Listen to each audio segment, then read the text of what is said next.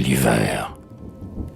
Emportés par le vent, de grands nuages sombres, sur les cimes du bois traînent sans bruit leurs ombres. Le ciel est dépouillé de sa robe d'azur. Le fleuve, en gémissant, roule un flot plus obscur. C'est novembre qui vient. Une blanche gelée, sous ses baisers de glace a flétri la vallée. Et, d'un ruban d'argent étoilé de cristaux, elle a partout orné la rive des ruisseaux. Les bois ne sont plus verts, mais ils charment encore, par le feuillage sec, léger, multicolore, qui couvre leurs rameaux d'un voile diapré. Près du sombre sapin, c'est l'érable pourpré. Près du hêtre safran, c'est le tilleul verdâtre. Près du bouleau neigeux, l'orme gris qu'attend l'âtre. Les brises au hasard confondent ses couleurs, et le soleil est joint de subtiles lueurs. La forêt n'entend plus de moreux babillage. Les petits oiseaux, vers de plus doux rivages, sont allés du printemps attendre le retour. Bien hâtive est la nuit, et bien tardif le jour. C'est la saison des vents, l'époque des tempêtes. Le fleuve agite au loin ses écumeuses crêtes. Les brouillards sont épais sur les bords de la mer, et dans nos cœurs revient le souvenir amer. Quartier pleure l'aspect de l'hiver qui s'avance. Il voit s'évanouir une douce espérance. L'espérance d'aller maintenant vers son roi, pour dire ses succès, pour jurer sur sa foi qu'il donnait à la France, avec bonheur et gloire, par-delà l'océan, un vaste territoire. Il n'ose point voguer sur ces flots orageux, qui soulèvent toujours des vents impétueux. Il craint pour ses vaisseaux un terrible naufrage. Aux rigueurs de l'hiver qui règne en cette plage, ne sont pas endurcis ces braves matelots. Déjà les Indiens n'osent, dans leurs canots, mépriser les dangers des ondes en furie. Dans cette angoisse amère, ils s'agenouillent pris. Près de Stadacona, dans un vallon charmant, une rivière au fleuve unit son flot dormant. Au bateau fatigué, sa profonde embouchure offre, contre l'orage, une retraite sûre. Là, déjà sont entrés les deux plus grands vaisseaux. Bientôt, l'Émirion vient sur les mêmes eaux pour attendre, captif, la saison printanière.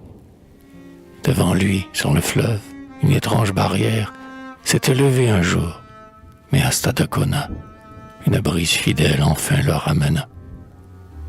Le héros, cependant, n'est pas sans quelque crainte. Les sauvages parfois agissent avec feinte, et n'offrent de leur cœur alors que la moitié. Ils vendent chèrement leur changeante amitié.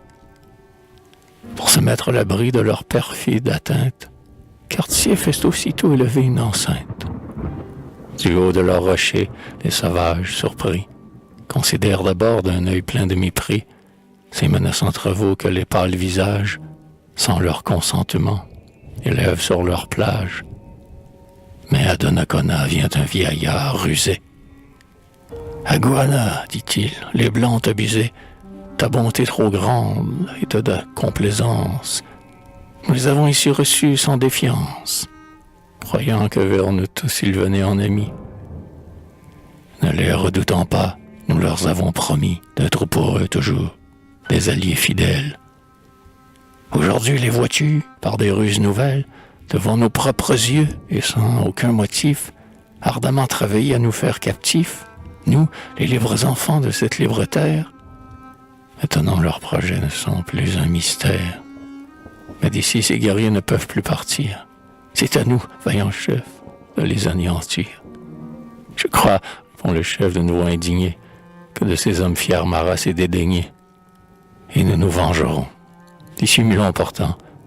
Laissons leur voir encore un visage content. Lorsque l'hiver, partout, amoncelle ses neiges, nous pouvons aisément les prendre dans leur piège. Ils n'en sortiront plus.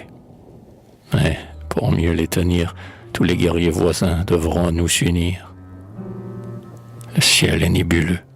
Déjà l'hiver arrive. Les arbres, dépouillés de leur parure vive, agitent dans les airs des rameaux longs et nus. Sur les ailes du vent, des brouillards sont venus. Et le gazon flétri, les feuilles desséchées, que des pâles forêts la bise a détachées, Sous un voile d'argent se sont ensevelis. Les nuages obscurs roulent de noirs replis. Le rivage est bordé d'un long ruban de glace. Nul imprudent oiseau ne vole dans l'espace. Le tonnerre endormi ne se réveille plus. Mais des bruits longs et sourds, des sifflements aigus, dans l'air, dans les forêts se font alors entendre. Et sur des bords déserts, les flots viennent s'étendre. Les grands arbres, tordus, craquent lugubrement. Sur ces antiques bois passent en ce moment les tourbillons épais d'une neige mouvante.